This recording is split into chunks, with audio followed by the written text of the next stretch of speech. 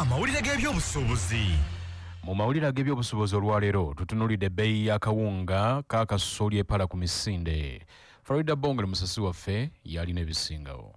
Omulambo w'Abannayuganda yolekedde okwongera okukalubira ddala olw'ebbeeyi y'ebikozesebwa awaka omuli ebyokulya, okuddamu okulinnya, naddala akawunga, butto, obulo n'ebirala. Mu kadde kano ensawo y'akawunga ebadde ku $8,800 eyingidde $9.9 n'okweyongerayo ng'abasuubuzi n'abakubi buwunga bakitadde ku bbeeyi ya kasooli ekyukakyuka. Kasooli agenda kuba mutono nnyo sizoni eno kuba yafa nnyo n'ensi zimuyingiddemu okuba nga zimugula. Kamana David mu Kisenyi, bbeeyi ya kasooli olwaleero erinnye nnyo eguze siringi 1000 olwekutte. Bbeeyi y'obuwunga eguze siringi 1809. Sizoni eno kasooli afudde nnyo, musana gwayase nnyo. Amawejje Sabra tonda kawunga kasooli wa bbeeyi yafa nnyo mutono tovalaba nti natusumbuwa ate n'owa Kenya wanaye wa bbeeyi singa n'owa Kenya si wa bbeeyi singa tufunako kawunga kayingidde $8.9. Bano nga bali wamu n'abasuubuzi ba kasooli basabye gavumenti okwongera ensimbi mu balimi okusobola okutaasa embeera. Sabe n'engeri gye tuli mu sizoni singa akawunga kakabuse naye kalinnya bulinnya. Wabula ssentebe w'ekibiina ky'abasuubuzi ekyakasiita Uganda